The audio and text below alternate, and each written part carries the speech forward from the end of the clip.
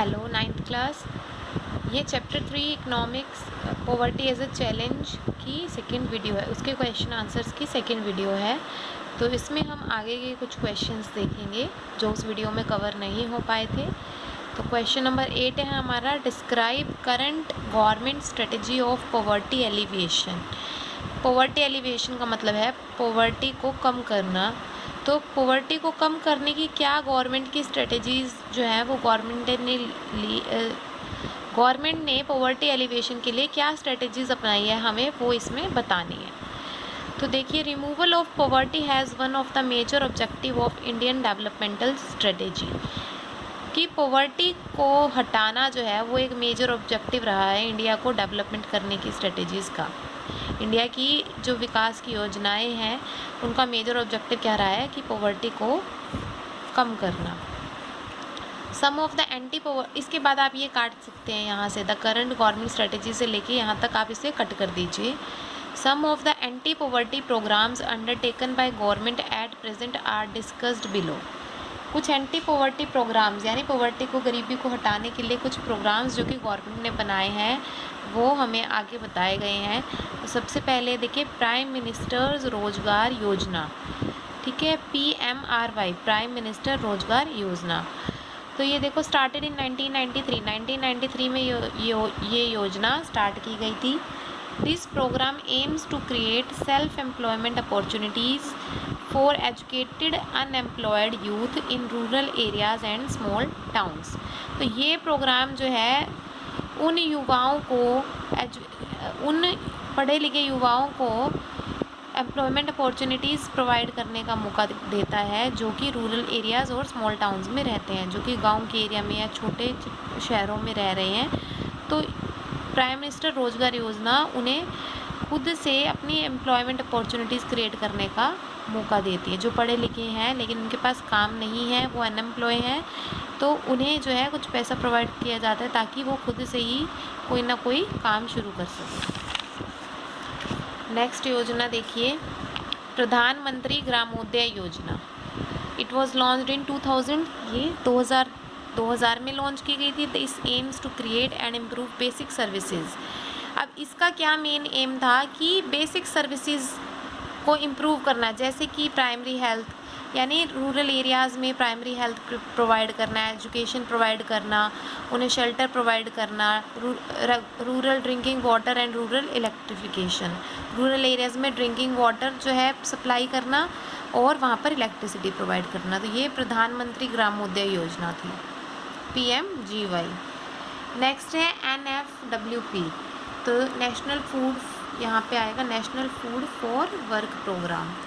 Launched in 2004, ये 2004 में launch की गई थी। In 150 most backward districts of the country, ये इंडिया की 150 बैकवर्ड डिस्ट्रिक्ट्स में लॉन्च की गई थी 2004 में। This program is open to rural poor who are in need of wage employment. ये प्रोग्राम किन के लिए था? ये उन गरीब लोगों के लिए था जिनको वेज एम्प्लॉयमेंट की ज़रूरत है, यानी कि उनको काम करवा के और उनको पैसा दिया जाए। And desire to do manual unskilled work, जिनको जो कि अनस्किल्ड वर्क करने के लिए रेडी भी हैं, तो उनके लिए national food for work programme जो था वो चलाया गया था। Next, national rural employment guarantee act, इसको हम नरेगा कहते हैं, NREGA। This act was passed in September 2005, 2005 सितंबर में ये पास की गई। The act provides 100 days assured employment every year. तो हर साल कुछ गरीब हाउस होल्ड्स को 100 दिन की एश्योर्ड एम्प्लॉयमेंट प्रोवाइड की जाती है। ये कहा जाता है कि आपको 100 दिन का काम प्रोवाइड किया जाएगा, और अगर काम प्रोवाइड नहीं किया जाता तो 100 दिन का उनको वेज प्रोवाइड किए जाते हैं। To every household, rural household in 200 district. तो 2005 में 200 डिस्ट्रिक्ट्स को 100 डेज़ की एश्योर्ड एम्प्लॉयमेंट प्रोवाइड की गई थी, इसके अंदर की जाती है हर साल। Later the scheme will be extended to 600 districts, और धीरे धीरे 2005 के बाद ये 600 डिस्ट्रिक्ट्स में अप्लाई की गई। And also 1/3 to the propose jobs would be reserved for women. और जितनी जॉब्स ये प्रोवाइड कर रहे हैं, जितनी एम्प्लॉयमेंट ये प्रोवाइड कर रहे हैं, उसका 1/3 जो है इन्होंने वो वीमेन के लिए रिजर्व करके रखा है। तो ये थी हमारी कुछ anti poverty alleviation schemes. Answer the following questions briefly, what do you understand by human poverty. देखो पॉवर्टी का मतलब आप जानते हैं जब किसी को बेसिक अमेनिटीज़ नहीं मिल पाती हैं, बेसिक फैसिलिटीज़ ना मिल पाए, वो पॉवर्टी होती है। तो यहाँ पूछा गया है ह्यूमन पॉवर्टी क्या है। तो पहले आप यहाँ से लेके इनकम तक कट कर दीजिए, आगे देखिए। It refers to the denial of political, social and economic opportunities to an individual to maintain a reasonable standard of living. और यहाँ पर डॉट लग जाएगी कि इसका मतलब क्या होता है कि किसी को पॉलिटिकली, सोशली और इकोनॉमिकली जब अपॉर्चुनिटीज़ ही नहीं मिल पाती है ताकि वो अपना एक reasonable standard of living maintain करके रख सके, उसको ही हम ह्यूमन पॉवर्टी कहते हैं।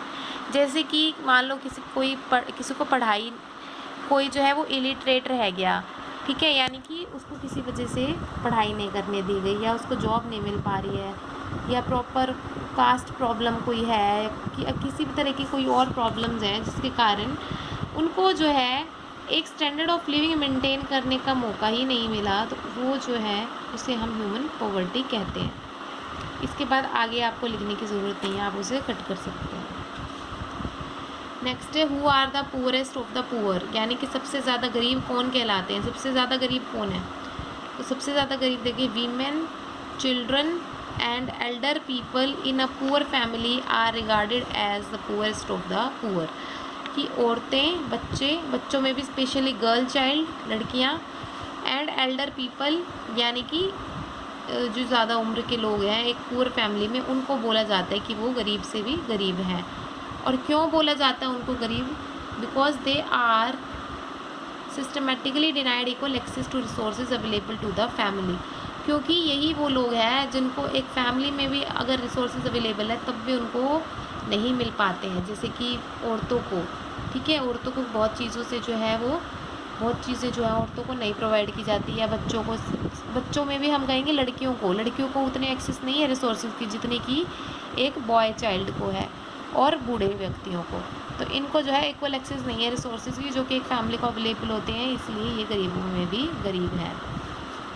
यहाँ पर जो है कुछ मेन फीचर्स पूछे नरेगा 2005 के, जो मैंने आपको अभी समझाई थी। तो देखिए मेन फीचर्स नरेगा 2005 के क्या हैं। The act ensures 100 days employment every year to every household. इस एक्ट के अकॉर्डिंग आपको 100 डेज का एम्प्लॉयमेंट मिलेगा। इनिशियली कवरिंग पहले 200 डिस्ट्रिक्ट ही कवर कर रही थी, इसके बाद ये जो एक्ट थी वो अब 600 डिस्ट्रिक्ट को कवर करती है, और 1/3 जॉब्स जो हैं वो वीमेंस के लिए रिजर्व्ड है। ठीक है, तो आई होप ये चैप्टर समझ आ गया होगा। ये लास्ट क्वेश्चन था, यहाँ पर ये चैप्टर आपका ख़त्म होता है। अगर इससे रिलेटेड और कोई प्रॉब्लम है तो आप मुझसे बाद में पूछ सकते हैं।